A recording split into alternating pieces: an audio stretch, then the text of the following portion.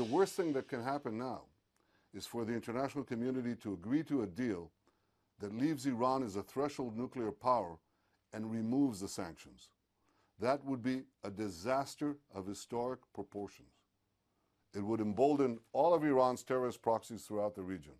It would trigger a nuclear arms race between Sunnis and Shiites that would endanger the entire planet. Save for those who seek to make a buck or two off the potential for war, there would seem to be a consensus. If the nation of Iran ever has its hands on a nuclear weapon, the Middle East and the rest of the world will be in grave danger. Yet there are those fearful America and others will allow nuclear power in Iran as part of a deal to quiet turmoil in the region. And therein lies the discourse. Let's welcome to MidPoint, Deputy Director of the Washington, D.C. Office of the National Council of Resistance on Iran, also author of The Iran Threat, President Ahmadinejad and the Coming Nuclear Crisis, Alireza Jafarzadeh joins us. Alireza, thanks so much for being here. Thank you very much, Ed. Pleasure to be here. Is there any doubt in your mind, let's start it right out here from the top, that if indeed Iran gets nuclear power to a certain point, and if indeed they do get enough material, that they will be very happy to create a nuclear bomb and perhaps even make Israel their first target?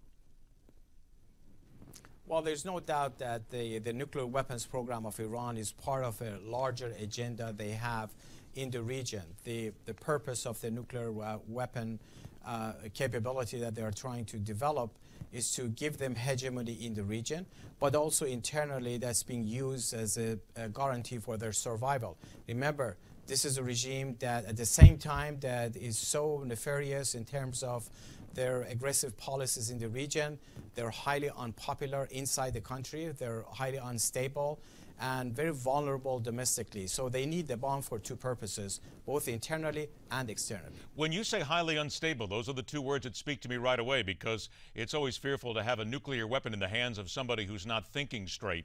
So is it possible just to say, and again I'm going to use some real simple English words here, that the government of Iran is run by some people who are just flat out crazy and will just do something incredibly stupid one day on a whim?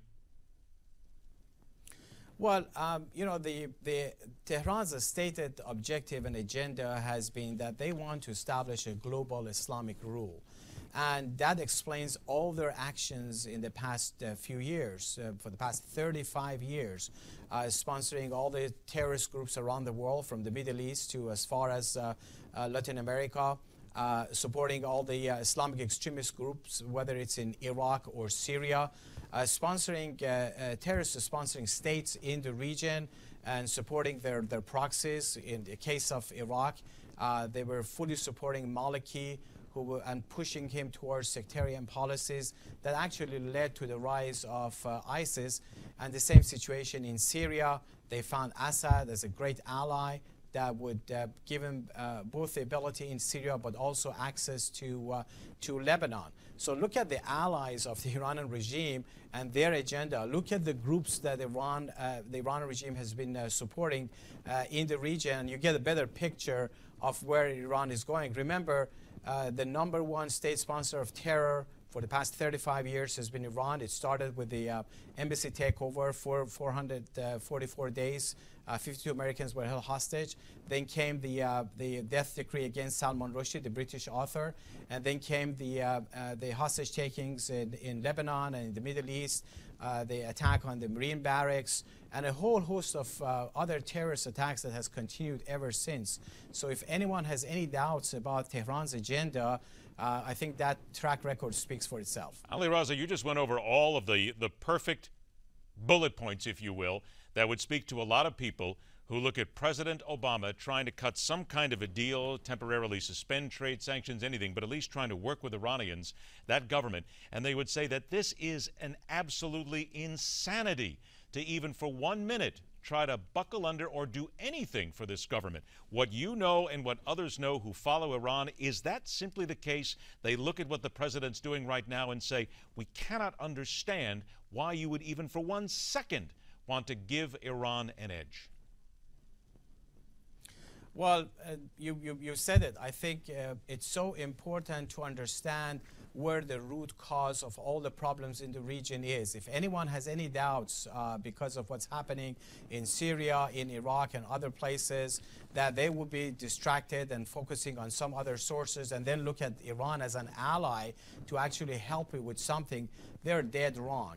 Even in the case of ISIS, ISIS came to prominence in a negative way as a result of Iran's activities. Tehran acts as the epicenter of Islamic fundamentalism, the same way that Moscow acted for the communist world as like the world capital of communism for many years. The same situation exists for Tehran. They are the source of all the trouble.